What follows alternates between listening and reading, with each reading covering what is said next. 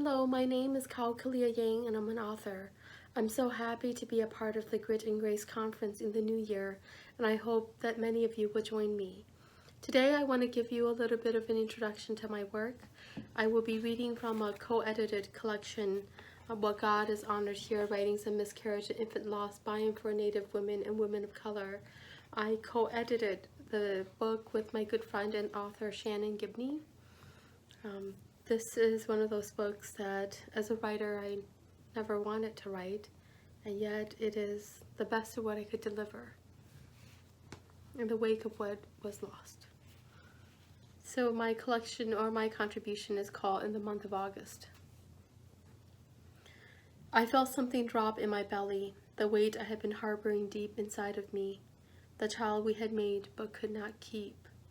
The baby came, a little boy, mouth open like a little bird. A little boy who looked like a version of me, eyes closed, skin translucent. A little boy who weighed nothing in my arms, despite the weight I had felt with him inside of me. The weight of life, the weight of hope, the weight of humanity, the gravity of my little love story. His body was more light than anything else it could have ever been. That autumn we took long walks. I thought I should sit down and write. I couldn't. The emptiness was vast inside of me. I felt hollow as the wind shifted and the weather turned.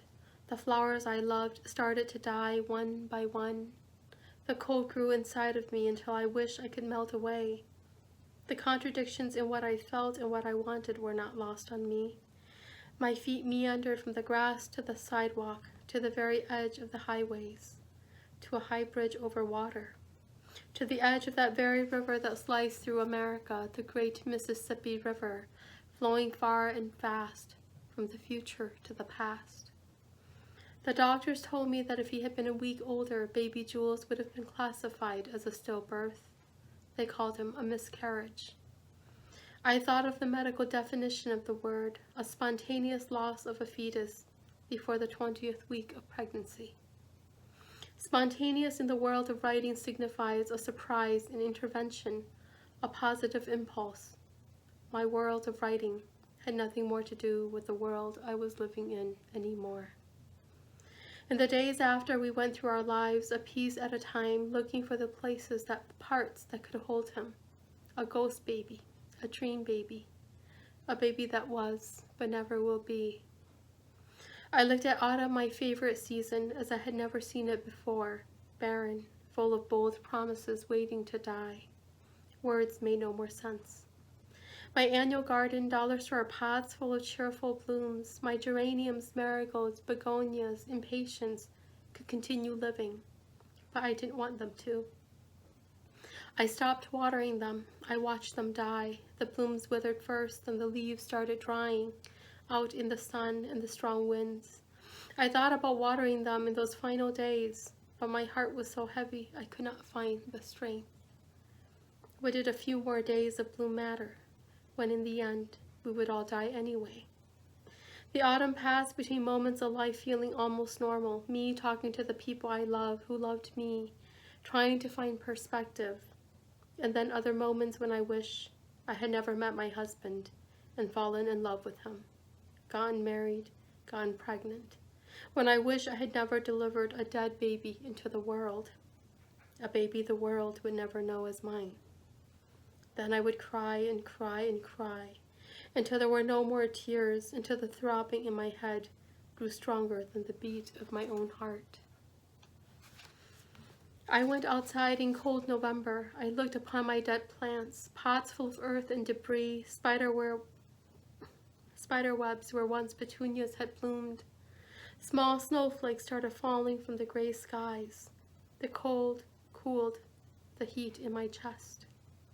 I breathed deep and watched as the white flakes began covering the world, bit by bit. My birthday was in December. I could not get up. I was so tired, deep in my bones, detached from the earth. I felt I was on water, floating in some dead sea. My husband insisted I take a pregnancy test. I complied only because I did not have the will to argue. I was pregnant that December. That next year, in the month of August, A little girl entered my life, she who would say in moments of courageous defiance and assertion, "I am your firstborn." And I, who love her more than the life I had before her, would speak of a little boy who was once born to me, but could not join her in life. Once my words had dissipated in the air around us.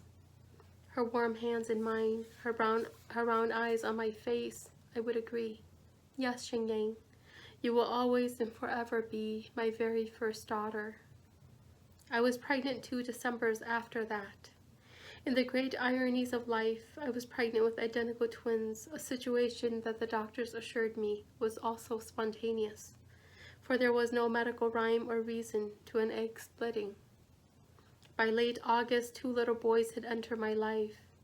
Their flesh was full and their bones were heavy, and they grew like weeds in the garden of my love, watered by my tears and my laughter. When Yupeng and Taiyang learned to talk and they spoke of brothers, they referred only to each other. But in my heart, I heard the faint echo of a response from far away, "Baby Jules." From somewhere in the high heavens, the places I could not see, well beyond my gaze, there was a future floating down. Even after baby Jules died, I was alive, feet on the earth, so I could not outrun that future, and slowly it covered me up. Thank you so much. I hope to see many of you in cold January.